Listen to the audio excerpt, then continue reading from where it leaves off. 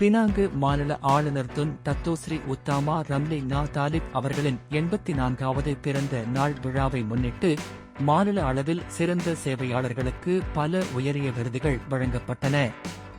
விருதுகளை பெற்றவர்களில் குறிப்பிடத்தக்கவர்கள் சிம்பாங் அம்பாட் ஸ்ரீ மீனாட்சி அம்மன் தேவஸ்தான தலைவரும் சிம்பாங் அம்பாட் ம.இ.கா கிளை தலைவருமான திரு தாமான் செகார் கே.ஆர்.பி. மேலும் மாநில சுடர் ஒளி நற்பணி மன்ற தலைவர் திரு மூவ கலைமணி பக்கிரி பி.கே.தி விருதை பெற்றனர். 10 கவான் ம.இ.கா கிளை தலைவரும் முன்னாள் பினாங்கு மாநில ம.இ.கா செயலாளராக இருந்த திரு எஸ். ராமலிங்கம் அவர்களுக்கு பி.கே.தி விருது வழங்கப்பட்டது.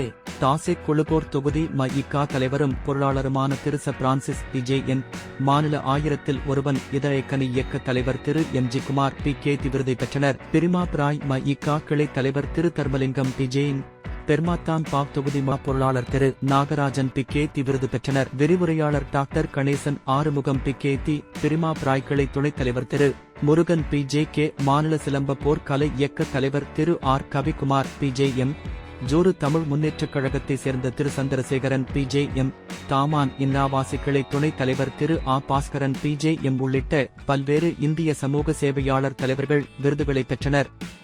இந்நிகழ்ச்சியில் விருது பெற்ற அனைத்து தலைவர்களும் பெருமமைந்து மாநில ஆட்சிக்குழு உறுப்பினர் மாண்புமிகு டத்தோசி சுந்தராஜ சோமு அவர்களுக்கு நன்றி மலர்கள் காணிக்கையாக வழங்கினர். இதனுடன் கட்சி வேறுபாடுகள் பொருட்படுத்தாமல் நற்சேவை செய்யும் தலைவர்களை அடையாளம் காண்பது டத்தோசி அவர்களின் அரசியல் முதன்மையை வெளிப்படுத்துகிறது என்று கருத்து வெளியிடப்பட்டது.